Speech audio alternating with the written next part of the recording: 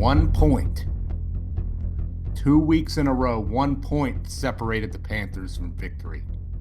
A legendary coach once said, there's a fine line between winning and losing. Right now, Pitt is on the wrong side of that line, but not by much. How close are they? And can it be corrected? We discuss that and more on this week's Hail to Pitt podcast.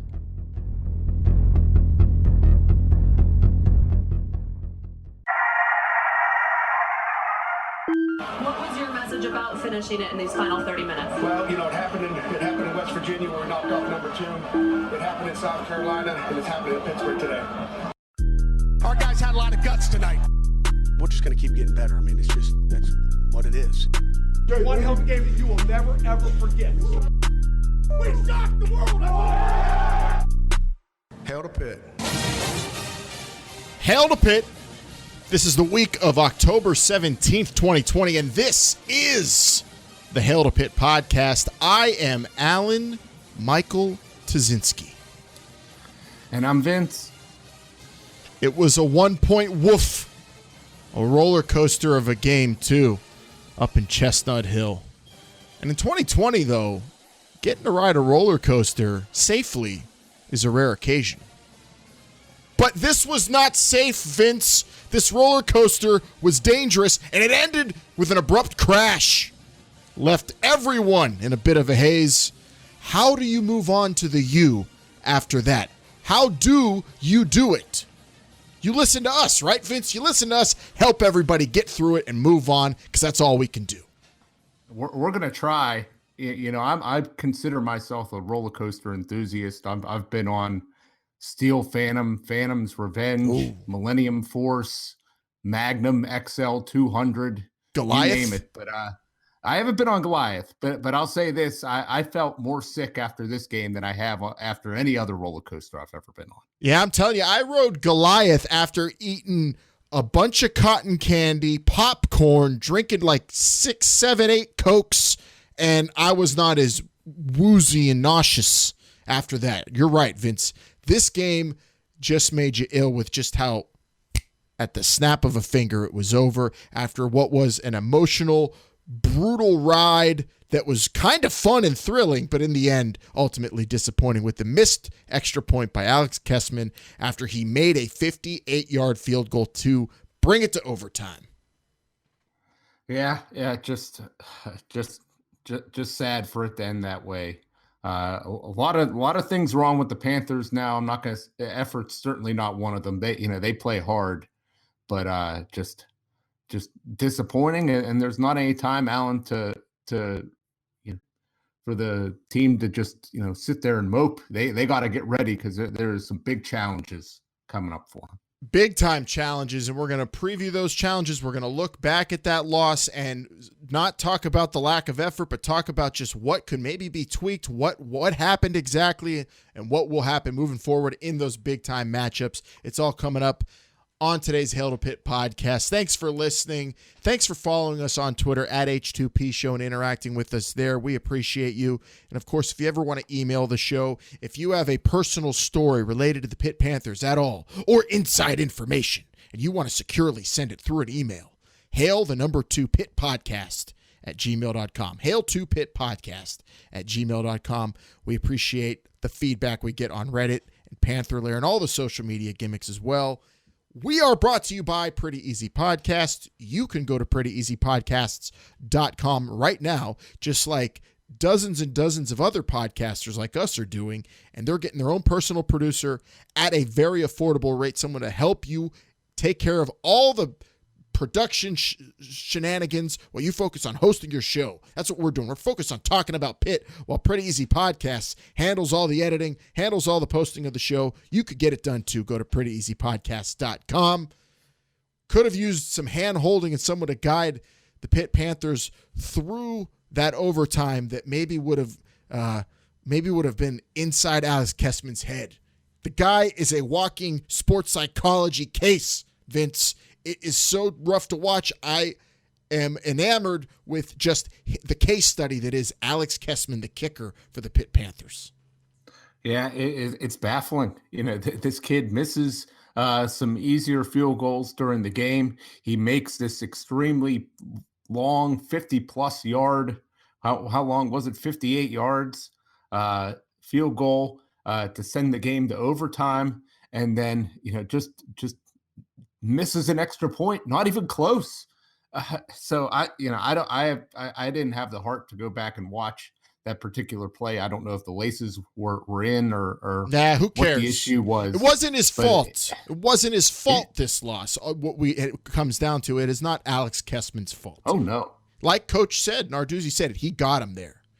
And so, I don't know. I can't believe still that they even kicked the 58-yarder. Looking back at it, what could have been done? Would have Hail Mary been a better option? I don't know.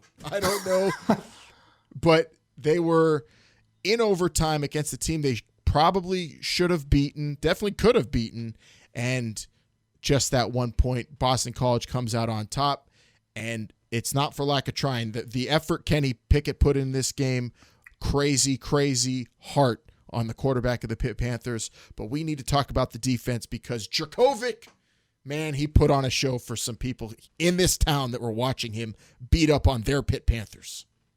Yeah, a lot of people bragging about how good this kid is now, and he is good, But I'm not going to say that he's, the next big thing all of a sudden based on that performance. But this defense, and we've seen it, several, in just about every game that they've played, they're giving up these big pass plays. That Zay Flowers, he was, running deep on this team, several times during this game and in overtime. And as good as this defense plays, a lot, Alan, they have these moments where they give up these huge passes. And when your offense, isn't able to keep up, that's a big issue. Yeah, so 162 yards for Zay Flowers, and previewing this game last week on this show, we all circled Hunter Long, and he got the tight end, first play out of the gates. I mean, and it was kind of disappointing too. It's like Pitt wasn't even game planning for him at all, and we even said on this show, yeah, this guy's big and can hurt you, and he got 93 yards. But Zay Flowers contributing to this offense the way he did is what put them over, what helped them win this game, what kind of shell-shocked the Pitt defense. A speedster, a guy running NFL-like routes for Dracovic and dominating the Pitt secondary, maybe they were worried about Hunter Long a lot and over game plan for him, which it didn't really seem like they did too much in terms of execution against him. But Zay Flowers goes out there and kind of completely forgot about, I felt like, by the whole game plan and preparation going into this one.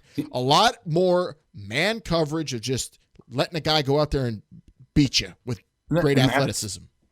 And that's what kind of, I know that they want to play this, quarters coverage and they leave these cornerbacks out on an island. And yeah, they've been good, but you can't expect them to be perfect every single play, Alan.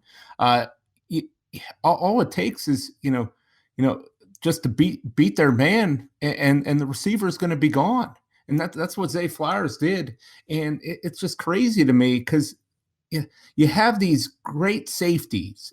People are talking about before the season starts how this could be one of the best safety combinations in the entire country. And Paris Ford's got this great speed, and they both have these great ball skills. And they're constantly in man coverage or up around the line of scrimmage, and why not let those guys just sit back and ball hawk a little Giving bit? them too little to do. They're giving, you have a guy like Paris Ford, and you're limiting what you're allowing him to do on defense by not letting him be a ball hawk, like you're saying, Vince. And what's laughable about this to me is this game was a total, I want to say, almost indictment on this philosophy that Narduzzi, who is a great defensive coordinator, great defensive mind, but when you have a Patrick Jones getting 3 sacks in one game, the team getting after a big-ass quarterback like this 6 times, they sacked him 6 times. They had 13 tackles behind the line of scrimmage, Vince, and yet they still have a receiver go for over $160, score 31 points, and have a great day through the air because you don't put guys out on an island for 60 minutes. It's you're playing with fire and you get burnt 2 weeks in a row.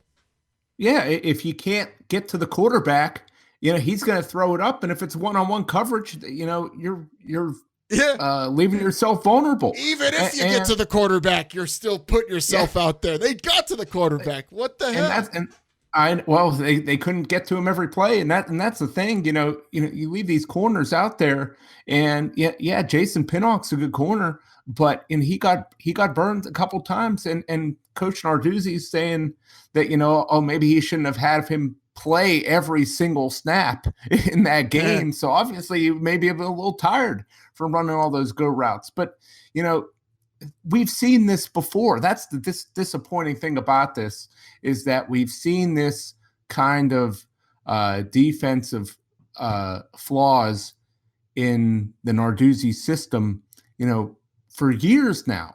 I mean, back in 2016, Pitt had this great offense, and the defense couldn't stop anybody. And the narrative was, well, once he gets his players, once he gets his stud cornerbacks in there, that can press guys and run with them, they're not going to continuously get beat, down the sidelines and over the top. Well, here we are in 2020, in the sixth year of Narduzzi's tenure here, and the same things are still happening. And I understand, you lose a Dane Jackson to the NFL. Damari Mathis gets hurt at the beginning of the season, but you got depth. You got still some good guys. At least you should at this point. And asking them to do that kind of coverage the entire game is a tall ask, and not necessarily just that, Alan. It's predictable too. The other team knows exactly what coverage is going to be there, and they know what they're going to have available. It's unfair, it's reckless, and it gets you into situations where you lose games you should win. 2 weeks in a row, the Pitt defense, not like we've been saying, not for lack of trying. They got after Djokovic. They sacked his ass 6 times. They made him hurt too. Maybe not as much as Kenny Pickett was hurting after this game, but I don't think he enjoyed waking up the next morning except knowing he had the win. But the defense goes out there and, against maybe more potent offenses, they would have given up a lot more. And you can ask a defense like Clemson's to play that kind of game. And against Boston College, yeah, sure. They will probably handle, but they have those recruits. They have those players. Pat Narduzzi isn't getting those kind of players. Shouldn't be expected to get those kind of players. What he should be expected to do is put his players that he actually has in positions to win. On defense, I honestly, 2 weeks in a row, feel like he has not done that. And I'm not one of those people saying we need to fire Narduzzi. And we're going to talk about those people kind of when we go through the Pitternet a little bit later. But watching this defense against Boston College this week, and especially NC State last week, very disappointing and unnecessary, because there's already issues on offense that are causing Pitt issues. They're doing this to themselves, game planning this way, and we're being so stubborn with the game plan on defense. I'm starting to think on offense, a lot of it's the game plan, but I don't know how you can run the ball effectively with that offensive line. Yeah, Alan, I just there's some stuff I just don't understand in terms of the play calling, the blocking scheme, and then the personnel too. Jake Cradle didn't play this game, and Jimmy Morrissey moved the guard, and you had Owen Drexel playing center. And no offense to those guys, but they're not very big as far as lineman standards are. Now, was this an injury issue, or was this oh crap, we got to change it up because we can't do anything with the run game? I think I'm not sure what the issue was here. What's even more disappointing is that Gonclaves, a redshirt freshman or redshirt sophomore offensive lineman, Narduzzi said he would be the first guard off the bench. Well, that didn't happen. So instead of just plugging one guy in, you move 2 guys around, especially at the center position. That's difficult to do, Alan. You could speak to that.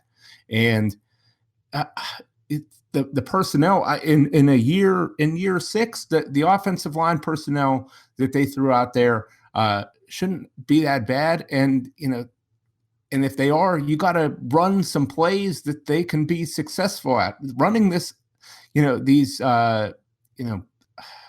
stretch plays or off tackle plays out of the shotgun that are slow developing is just not working at all whatsoever. And whenever they do line up and it looks like they're going to pound it right at you, it's very telegraphed, and the other team is game planned for it. Yeah, again, the telegraphing on the run plays is I'm starting to think they just don't want to call it. They can't call anything else. They don't feel like they have the capable personnel is my only thing I can go to, because what the hell else? Why wouldn't they try a different kind of scheme, different kind of run game plan?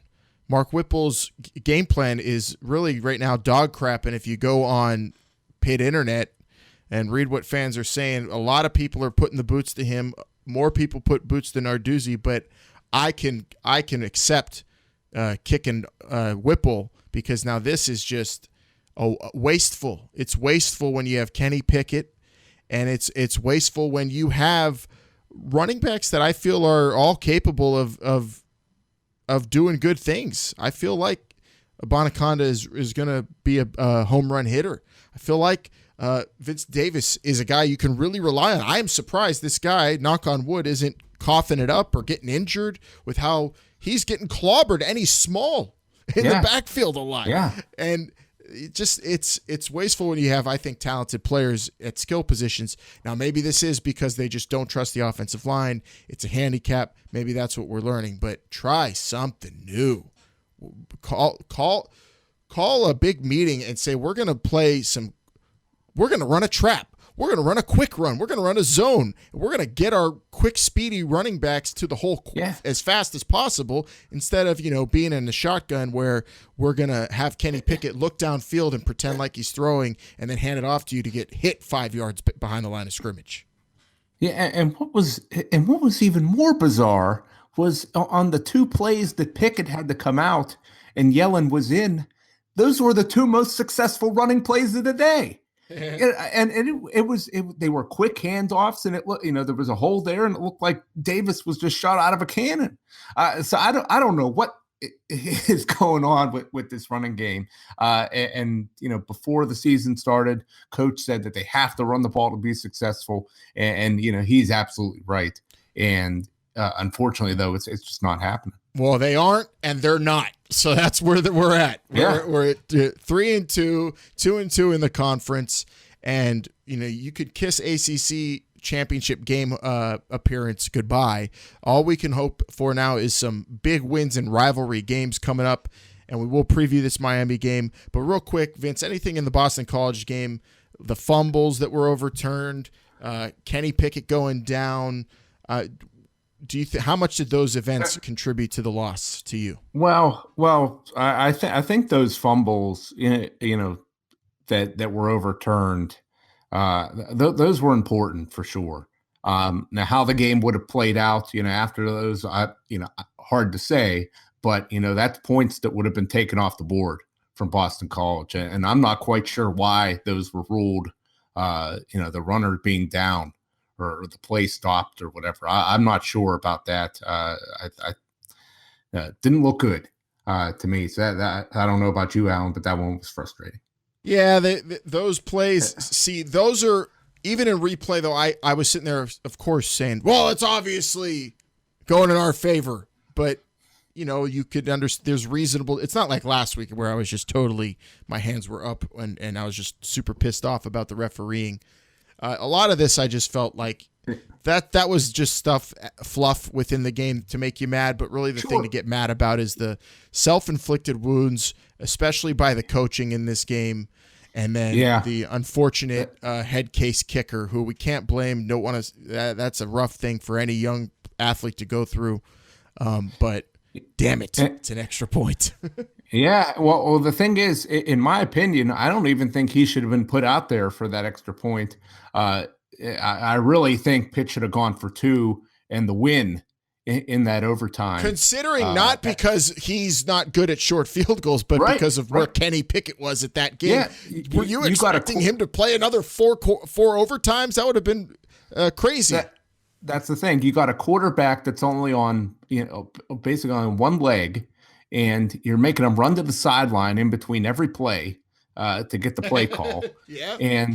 And you got the ball on, it would have been the 3-yard line for a 2-point conversion. Say if Kessman does make that extra point, then you got to throw your offense back out there again and try to score another touchdown. But it kind of goes back to me, Narduzzi has so much confidence in this defense. And there's a lot of times he shouldn't have that much confidence in the defense. And, you got because even if, Kessman does make that extra point, there's no guarantee that Pitt's going to, be able to score again, especially with a hurt Kenny Pickett. And then it's just one play for Boston College and the game's over. The adrenaline was going. I would have given Pickett a chance to win that ball game. You're right there. Road. And it's sad that wasn't the case because, with how tough that kid was playing, some of those runs at the end of the game were just unbelievable. I think there was a strong chance he would have got it. So I say the rest of the season, just let the big man on campus be on his own schedule for practice. If he wants to practice, let him. If he doesn't want to practice all week long, who cares? Let him play in the game. He's Kenny Pickett. He's the BMOC. He's the guy keeping you in every single game. He's the coolest cat in Oakland to me right now. I want to party with Kenny Pickett. Thank you so much for what you're doing for this football team. I want to say that if he's listening, Vince. Oh, I'm sure he is. And you know what? Hopefully he's playing against Miami. We will need him. Miami Hurricanes. What can you say about the Canes? Well, they went out and they got mollywopped against Clemson in a game where they were probably crazy hyped for it. And Vince, you were saying you wanted them to lose because you think they fall apart after games like that. Well, here we go. We'll see if that's true. But if Kenny Pickett can't go, that's going to be a big problem for the Pitt Panthers. Yeah, I mean, it's not like we've had a long look at Joey Yellen or Davis Bevel. I guess one thing we can say is Joey Yellen hands off very well because of how good the running game was when he came in last week. I want Yellen, but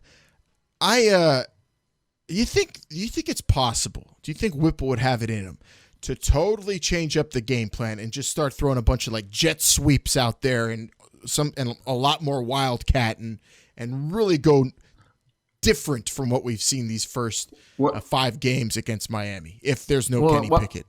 Well, that's the thing. There is, they have been effective using that wildcat package with Todd Sibley at running back.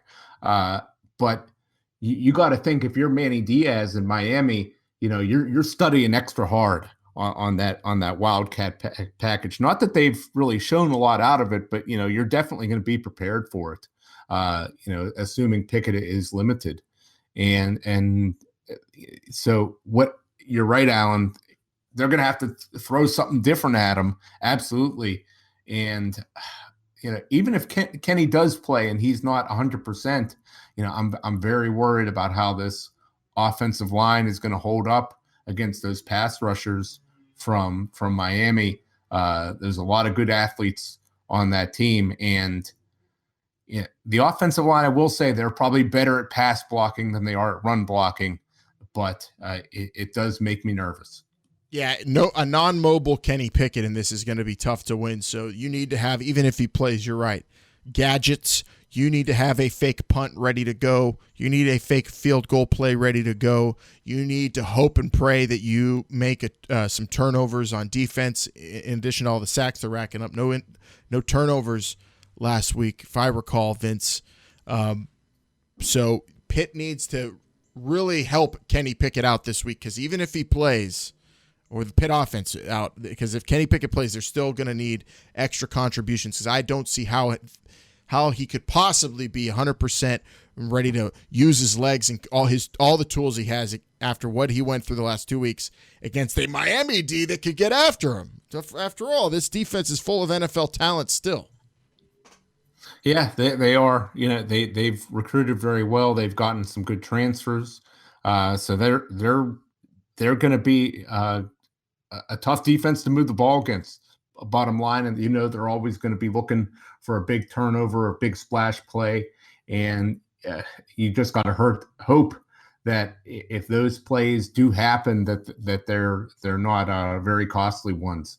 It's going to put even more pressure on this Pitt defense to play well, especially without Kenny Pickett, because there's not much hope that they're going to be able to move the ball effectively with a hurt Kenny Pickett or Joey Yellen. It's just unproven. Kenny Pickett, he's hurt, but he does mean business this week. I'm excited for this game because, like you said, Miami's has a huge letdown. Pitt is, seeing Paris Ford on the field, a camera caught him after the game. That guy was so mad, and he rightfully so, and so upset because a lot was lost with that Boston College loss. So now you have a Pitt team with nothing to lose. You have a Miami team that's probably a little shocked. Because they probably were super confident as players going into last week, even though no one else thought they had a chance. And now you have these different narratives in both locker rooms going into this game. But you do have a quarterback who I think doesn't give a rat's ass about any of that for Miami, Derek King. I think Pitt will contain him, Vince.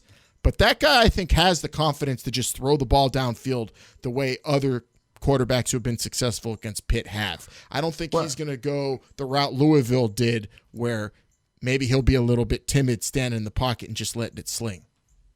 Well, that's the thing about King. He's a dynamic playmaker with the ball in his hands, and Pitt's going to have to definitely contain him in the running game.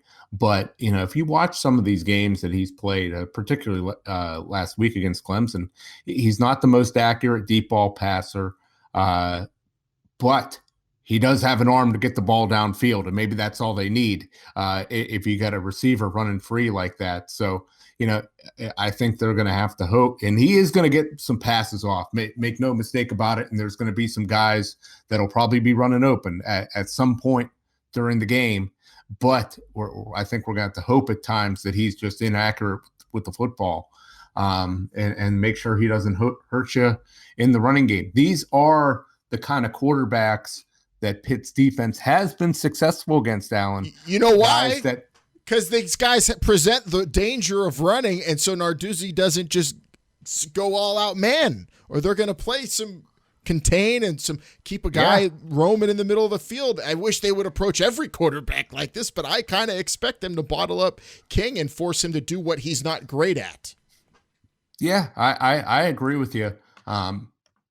That's going to be it's going to be very important to limit the kind of things that he can do, and I think they can. They've proven that kind of stuff. And Miami does have some good playmakers, no doubt about that. But it's going to start with King. He's really the guy that's going to get him going. It's the kind of guy Pitt's been able to stop. So we'll see. But again, without Pickett, without an offense that's going to be able to move the ball against a good Miami defense, you're asking a lot on the Pitt defense to really hold them down all game. So big task for the Pitt defense. And the Pitt offensive line has a very, very sacred task, protecting Kenny Pickett if he plays and letting him hopefully make some great throws against the Miami defense that I feel like is going to match up well against Pitt's receivers. Kenny Pickett is the guy getting those guys open. They are dropping passes still, Vince. They're having a rough go of it. I don't know who steps up. If you got a beat-up quarterback, you got to step up. Is there a player that you have circled that is potentially going to come out of nowhere and say, enough of this crap, I need to be a part of our success, I need to help us win, someone needs to take the load off of Kenny? I guess a couple players I'll talk about. On defense, to me, it's got to be this interior defensive line without Keyshawn Camp in there. The pass rush, while it's been good from the edges, up the middle it's been a struggle. They haven't been as good without Camp in there. Obviously, no Twyman. So you're missing your top two players. And, Devin Danielson, I think he's played very well, but he's obviously not the pass rusher of those guys. So So either Green or Bentley or Kalijah Cansey, those guys I think are really going to have to step up and push this pocket. Yeah, Weaver and Jones, they could get to the quarterback, but they're going to need a little bit of time, from the edges. Those guys up the middle have to just bust through there and get King moving around and not give him a chance to set up and uncork one down the field. I think that's going to be very important. Yeah, the defensive effort has been there and the production's been there, but they need extraordinary production to help what Pitt's been ailing Pitt the last 2 weeks, and that's making up for the offense not being able to run the ball and now maybe a banged-up quarterback. I'm hoping Abanaconda can step up this week, Vince. I feel like there's going to be that moment where he busts out and a lot of Pitt fans get super hyped for him. That is yet to come. Are you surprised we're this far into the season we haven't seen more from him?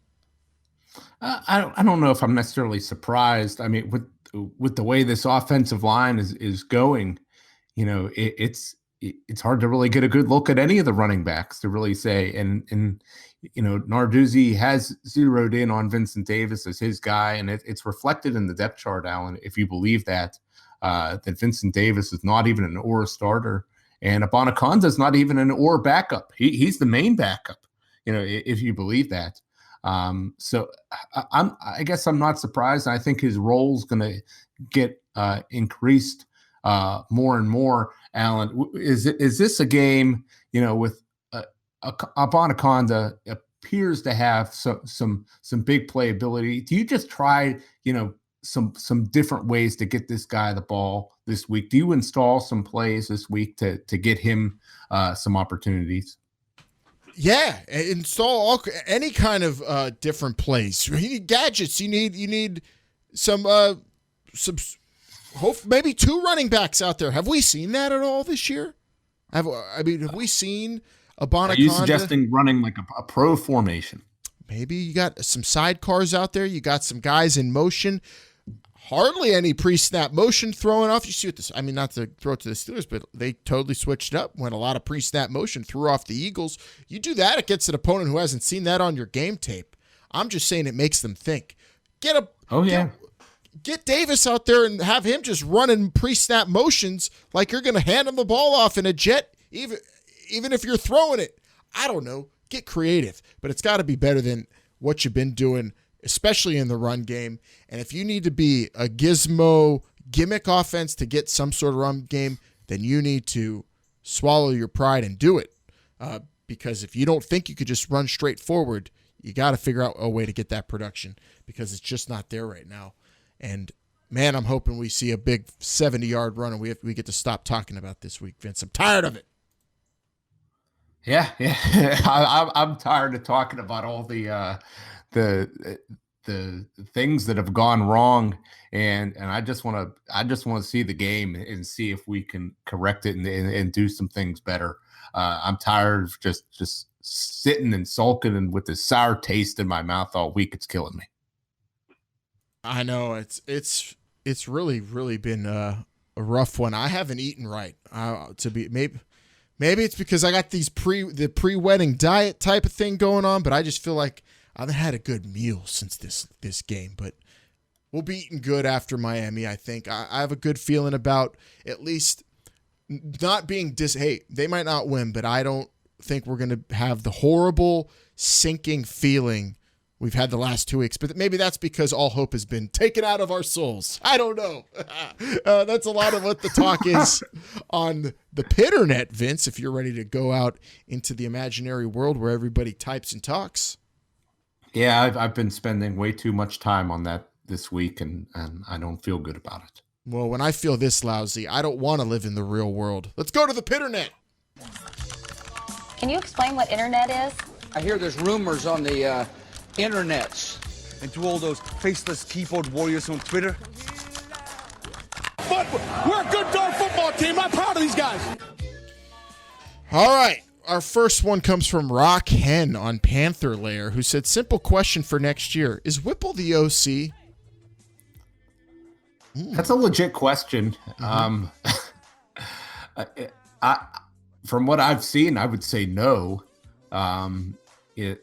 this guy Whipple, I think he's a very good quarterbacks coach. Kenny Pickett has really improved his game since he's been here, and you got to give a lot of that credit to Kenny, and I think you got to give a lot of credit to Whipple too. But this Whipple offense, it just does not appear that there's a ton of creativity. There's not enough creativity specifically when you don't have the personnel. You're not changing things up, and I don't think he's a tremendous play caller either. I think some of his plays have good design, but then sometimes they're not executed properly, and maybe you're not dictating to your personnel. I'm not quite sure, but the bottom line, I don't think we've seen enough, and we'll talk about it at the end of the year. But as of right now, you can't feel great about this offense and the direction it's going. And also, shouldn't he be someone that helps recruit quarterbacks? And is he really doing that? That's another thing to consider. Well, you talk about it. You bring in Joey Yellen in the transfer market. You got Davis Bevel here. And a lot of people are excited about those two guys. Obviously, haven't seen a whole lot of them yet, and they certainly need some time to develop. But I think he is a good quarterbacks coach, and I would be all for having a coach on the staff whose sole purpose is just coaching the quarterbacks. I think it's always limited how many coaches you could have, but somebody doing that, Alan, I think is very important. And then you bring in, I would love to see a young play caller, a guy that really gets the way this game is played. Yeah, T-Boy, you want to get yourself a Joe Brady is what you want to go do right now. That's what I'm talking about. I think we need somebody like that. Now, granted, Whipple's got some chances to change my mind, but right now I'd say the offense is not up to snuff, and I think he's got to take some blame for it. Rhino Wolf on Panther Lair said, how many years does he have left? Did they just extend him last year so he has like 5 more after this year? If that's the case, he's here until after 2022 at least. Plus, not like they're going to get anyone worth a crap to replace him, even though he's no good. Win 6-8 games, wash, rinse, repeat. Rhino Wolf reserved to a life of mediocrity, Vince. That's harsh. And this week, Alan, I've defended. I'm curious to hear your response to this. I've defended Narduzzi a lot. And this was a year that we were targeting as a make or break year to really see what this guy can do. And defense is supposed to be his thing, and I know he's amassed a lot of talent here, but a lot of the flaws in the defense that were here 5 years ago are still here right now. And his ability to pick offensive coordinators the past couple years has not been good. And I'm starting to have some doubts. I am. I don't feel great about admitting this, but that's the truth. Yeah, this game kind of was the first crack in my armor of defense for Narduzzi for sure, because like you said, make or break year there. You got 2 crushing, horrible, never should have happened losses. And then you have a guy I feel like he's respected, but the way we've seen him talk about Matt Canada, you got to believe he's alienated other people in the coaching circle. And then recruiting wise, Pitt's doing all right. So that's why I definitely am still defending him, and I don't want to see any changes unless there is a great plan and a solid footing to be on. I am never in favor of total regime changes in college abruptly, no matter how many crushing defeats you have in one season. If there isn't something that's just absolutely heinous and you got to fire a guy for you got to prepare behind closed doors for replacing him, which is what smart universities do. And then they go on to win national championships like LSU. Even though people laughed at them when they hired Coach O. They waited when everyone said they should fire Les Miles at one point. And then they fired him when they were damn well ready, even though it was still kind of abrupt. But there was a plan. You got to have a plan. So I'm telling all you Narduzzi, we got to fire Narduzzi people. There better be a damn plan. Otherwise, that's a stupid plan. A stupid plan. Yeah, I agree with you there, Alan. You don't And we've seen it at Pitt many times. You don't get rid of a coach unless you got somebody ready behind them. That you got your guy ready to go to take his place, and it better be somebody better. Narduzzi, I think he's done a lot of good things for the program, but I think the questions are fair right now. Is he the guy to really take him to the next level to compete for championships every year? It's hard to say at this point. The story's not written yet. We got to see the rest of this. It's about W's. Exactly, it's about W's, and we're going to see how many W's they get the rest of the year, and see where we go. But I'm sure Heather Lyke and Chancellor Gallagher are talking about this stuff right now as we speak. I'm sure that they're planning for all kinds of different scenarios. And don't they have other things to worry about at the university right now than having to replace a coach? Come on. Oh, man. At Dalton7474 on Twitter said, when I die, I want the Pitt football team to lower me into my grave so I can be let down one last time. Not original, Vince, but after that game, well said, I'd have to say. Yeah, that's that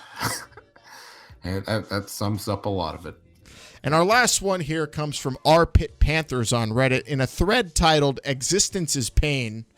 13-9 says, I became a fan around the time of C username. Helped me make my college decision. I know what to expect, but it's still a letdown. Only thing I care about for the rest of the season is beating Notre Dame. 2 questions, Vince. Is beating Notre Dame the most important thing left this season? And how many people do you think the 13-9 victory inspired to say yes to go to Pitt? It supposedly it inspired a lot of players in that class, that next year's recruiting class, to go to Pitt. A lot of local players for sure. As far as regular students, I don't know. That may seem like a stretch, but I don't know. That's a funny question. All I know is when I saw Jerron Brown lace up those shoes, and when they opened up the Pete, that's my main reason why I said Pitt is it. And that's what that I will say that the allure of the Peterson Event Center and how good the basketball team was doing at that time was a huge recruiting tool for regular students. That I will say. But as far as the rest of the season, they won 13-9. Yeah, I'm gonna go there. What are you gonna study? I don't know. They won. They beat WVU. Who cares? I'll study something. I don't know. I'll be a dentist. But as far as the rest of the year goes, beating Notre Dame is not the only thing that matters. It's a big game for sure, but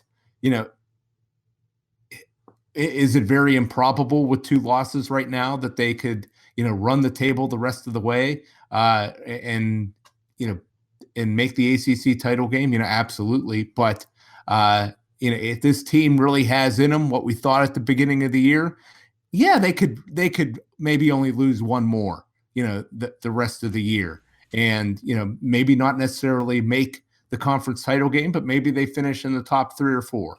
And if you asked a lot of people at the beginning of the year where Pitt may finish, 3 or 4 probably wouldn't be too bad, and they still have an opportunity to do that. So the biggest game is this next one, this Saturday, big noon kickoff against them Canes. Exactly. I'm with you there. And you know what? Also, Notre Dame's a big game, but I want to beat Clemson. Come on, 13-9. You got to raise the bar a little bit, even after a couple bad losses. Let's go. All right, let's go actually down the street, around town. A lot of people I'm walking around, they're putting out their political signs, Vince. They're all talking about the big election, or they've already voted. And then it quickly turns into not who you're voting for, but who do you think is going to replace Narduzzi? Or who do you think is going to be the right player for Pitt in the backfield? Or who do you think is to blame for the loss? They're still talking about the Pitt Panthers all around town.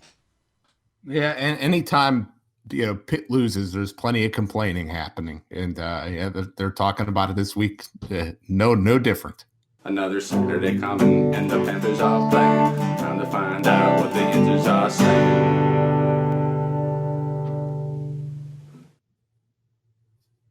You see that Pitt kicker miss that extra point? Nah, I turned it off before they tried that 58-yarder and that. He made that one, Yeah, but I knew he'd let him down in overtime when them kicks got shorter. Hail to Pitt. What the answers are saying. So that's what the Inzers are saying. Just a horrible ending to that Boston College game. Horrible for Alex Kessman, but they don't have much time. They got to regroup. They got to get ready for them Miami boys this Saturday. But Alan, there's still a lot of other stuff going on in college football this week. We got some interesting ACC games, and then one huge game in the South. Maybe the game of the year. The game of the year. Oh, college football. What are you doing making Steve Sarkisian the guy in charge of the biggest game of the year now? Oh, my goodness. This is quickly going to hell for Alabama. Right before we turn the mics on, Vince, Nick Saban testing positive for that demon virus, COVID-19, and Steve Sarkisian's now in charge of Alabama. Now, what he did, mollywhopping Ole Miss last week, impressive. But this is a different team, Georgia. And this is the game of the year. And what a horrible time for Alabama's legendary coach to have to self-isolate from his team. He was just on ESPN on mute while we're recording, and it looked like he was hopefully asymptomatic. But this sucks for the Tide. Oh, yeah. I mean, he was coaching the practice from his house this morning, I guess, is what I heard. Yeah, that it is a shame. This matchup, I cannot wait to see this one. It's interesting. And Alan, I want to get your take on this since you've covered the SEC more than anybody I know. Georgia was a 6.5-point dog to Alabama on the road just hours ago. And then, ever since the Saban news has come out, this line has dropped down to, 4 points, is what I'm seeing at the Westgate right now. 3 in some areas, 3.5. I've even seen it taken off the board at some shops. Is Nick Saban, not being on the sideline really worth, 3.5, 3 points? Is that accurate, Alan? I don't see how that is. He is not like this world-renowned game day coach. He is a recruiter and a general coach. This is a guy who always surrounds him with fantastic coordinators that end up getting great jobs. That's what he's all about. So on game day, I think just his presence of scaring his players into playing great defense is what it's all about. But now maybe they'll be motivated in a different way, a way they haven't been in Alabama for a long time. Yeah, I mean, he's not calling the plays, right? On either side of the ball. I'm sure he's making some maybe crucial decisions on, whether to go for it on 4th down or field goal attempts or something like that. But, and I'm sure maybe he'll be calling in the Sarkisian during the game or something. I'm not sure how that's going to work. But it's fascinating to see that. And, I liked Georgia in this ball game before this news came out. I think that their defense is just tremendous, Alan. And Alabama, while their offense is great, their defense has been very vulnerable, especially last week against Ole Miss, Alan. And I could see, Stetson Bennett maybe moving the ball on this Alabama team. I mean, I don't know what to think about Georgia's offense against Alabama's defense. Like last week, I almost feel like maybe Ole Miss knew all of Alabama's defensive calls and were, getting tipped off. They're talking about that. How the hell did that happen? I honestly don't know how that happened, and I did not expect it. And I don't feel there's any way in hell Stetson Bennett is going to go out there and light it up that way. They struggled a little bit with Tennessee early in that game. I felt like more than a lot of people probably thought. Ended up dusting them off pretty easily, I think. But the Alabama offense, that's maybe even if they actually do. I mean, they have Dylan Moses on their defense. I don't feel like a D with him is bad. But if they are a bad defense, I don't think it matters. Mac Jones, Harris, this freaking Waddle, this offense is absurd. It's NFL player after NFL player. And even the Georgia defense in this game, as they are not ready for what this team's capable of, and they're not ready. Nobody is. I don't think anybody. After what I saw last week, and after maybe whatever's going on with Sark, this is a huge moment for him too. This guy is coaching for another head coach. Can you believe from where he fell now, where he could possibly go? Sark in this big spot now. If he on game day is coaching the Alabama Crimson Tide and pulls off a big win, huge implications. Well, let me ask you this, Alan. Now he can't just focus on the play calling. He's got to focus on, everything else on game day. Is that gonna, maybe he can't focus on the play calling as much, and maybe their offense isn't going to be as potent. I mean, certainly the talent, the players are there, but maybe the play calling is going to suffer a little bit. I don't think at all. I don't think that happens at all. If what he'll have to worry about is now he's the guy making the call on situational football, and he's probably involved in a lot of that. He probably wants to go for it a lot more than Saban probably does, but really when in the regular season is Alabama faced with those kind of decisions at all? So you're right. In this game, if they come up, I think he'll be fully prepared. The guy has the experience, and he has most importantly, the players. Najee Harris is like, if you just want to hand him the ball off all game, try it. Go ahead. Georgia might have something for him, but if you can't, you're going to have Waddle. All right. You're going to have Smith. You are going to be ready on offense. That defense is the big issue. And I don't know. I don't think Georgia could ever score that many points on Alabama the way Ole Miss did. Well, maybe not like that. They don't play that kind of game. They run the ball, and they're going to try to make this a physical game. But if this becomes, a run and gun, I don't think Stetson Bennett's ready for that. I'd be scared if I'm him. Well, that's him the thing. Yeah, last week had. It's gonna be a bright stage. And I'm sure that even though it's a reduced crowd in Tuscaloosa of maybe 20,000 that are going to sound like 70,000, probably because there will be 70,000. That's going to be intimidating for this kid, and we'll see under the lights if he could really step up. But the physicality that you talked about, Alan, Georgia's got the advantage in the trenches in this game on both sides, I think, and I think that's their have to be their calling card in order to win this ball game. I really do. That control clock. We'll see. This is interesting. Alabama. Let's see if Alabama shies away from Would they shy away from a physical game? But not really. I think they're just going to probably just try to blow the doors off of Georgia. I think it will happen too. It's an impressive team. Angry Alabama. Sorry, Stetson. Even if your dad, even if Bo's there and Colton, Rooster, and the gang, no chance in hell for Georgia. I'm picking Alabama. All right, I'm still going to stick with the dogs to win this ball game. I know Pam's on the dogs for this ball game. Of course. Always with Georgia. I've been hearing this for too long.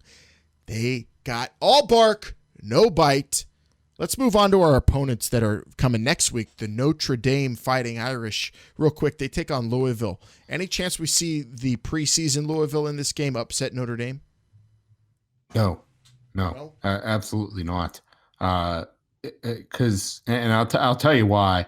The main reason is that the front seven for Louisville is too small and not physical enough to beat this Irish team. If you watch that game last week, Notre Dame is just running the ball at a very impressive clip.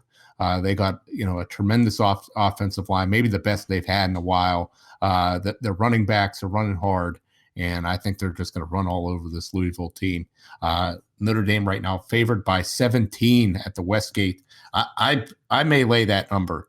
That's 17. They've looked that impressive. Definitely don't want Notre Dame losing this game as a Pitt fan. I don't want an angry Notre Dame team that went through a horrible, hellacious week of practice going against the Pitt Panthers. I want them You're right. cocky. That's what I want. So on to the Pitt-Miami game now. The U 11.5. Is this for real, Vince? This is the spread? It's actually gone up a little bit. I've seen 12.5 up to 13 at the Westgate in the win. So people are betting on Miami. At least there's some money coming in on them. And I think the big thing to really look at is for this line is Kenny Pickett healthy or not?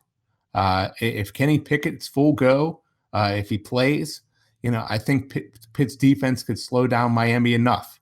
And Pickett, he can make enough plays to make this a close game.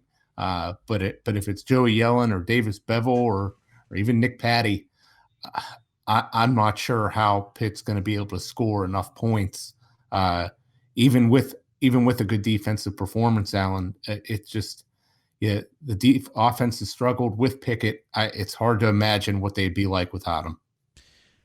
Yeah, but a line that high against a team that has as good a defense as Pitt. When they play and game plan correctly, which I think they will this week. I know I'm playing with fire saying this, but I'm confident the defense is going to show up this week. Yeah. I feel like that's high. Now I'm going to pick Miami to win. I think Miami's going to win 28 to probably, let's say 20. It's going to be about a touchdown or so is what I feel.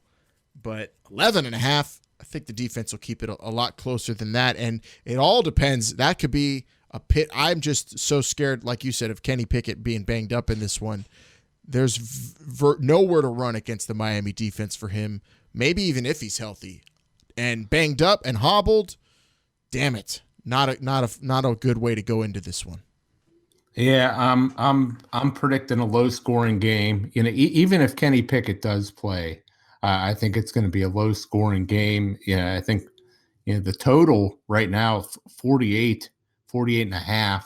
But I'm thinking, I think Pitt's defense is going to have a great game. I think that they may give up a couple big plays. They may be put in some bad field position situations, but I think they're going to hold Miami and King down, quite a bit. But this offense against this Miami defense is it just looks like bad news unless Miami's very disinterested in this game. And I think Pitt's going to lose 17-9. Well, those are the picks, Vince, but in our hearts, we're hoping for much better and happier times next week. Full disclosure, as we wind down this show, for next week, it could be a different kind of show, but not by much because, well, I'll be a married man, maybe, because we might record right after the game before the tiny-ass wedding I'm going to have, Vince. That's up in the air for all the listeners, so they got to be on their toes. Yeah, well, even if we do record, after Tuesday, who knows if you'll be a married man? Anything could happen in 2020, Alan. But in all honesty, I hope it goes well for you. Me and Pam are praying that everything works out great. We're so happy for both of you, and I think it's going to be a tremendous day for you, and congratulations. Well, thank you so much, good buddy, and let's hope for a Pitt win. Let's hope for a badass show we're going to do celebrating that win and looking forward to Notre Dame with hopefully Pam returning to the show. And then, a wedding without a hitch, a hitching without a hitch. And then we'll be back for our regularly scheduled program. And we do have that breather of a bye coming up, too, that I'm kind of looking forward to, especially after these last 2 weeks, Vince. Yeah, Pitt could probably have used one this week. Yeah, but you know what? You got to press on. The season rolls on. Somehow, in these unprecedented times, Pitt is kind of having a very precedented and expected season the way it always shakes out. So I guess that's kind of comforting. But you know what? it's a very Pitt season. It is. And that's that. The thing is, we're all here for each other. We know how to deal with this kind of, not tragedy, but it's the only word I could think of. But, upsetting last couple weeks. It could be a lot worse. Hell, could be Florida State. Vince, at least we're not them. That's on the bright side. Yeah. Let's hope they're not like Florida State against the Miami Hurricanes. Big game. Beat the U. Let's get it. Anything left, Vince? Also, congratulations to the Pitt soccer programs, men's and women's. Talked a little bit about them last week. That both still in the top 10 now. They're doing excellent. Congratulations to those programs. Good luck to the Panthers this weekend against the Canes, and certainly good luck to you, Alan, with your wedding, and hail to Pitt. Hell yes! Giving us reason to watch the ACC network in the middle of the week. Pitt soccer. And yep, we'll see you for the next show. I might be a married man when we record it. If not, either way, all I want to say to you, our gentle listeners and fellow Fanthers, is to follow us at H2P Show on all social media. Thanks for subscribing to the show on your favorite podcast app, and hail to Pitt.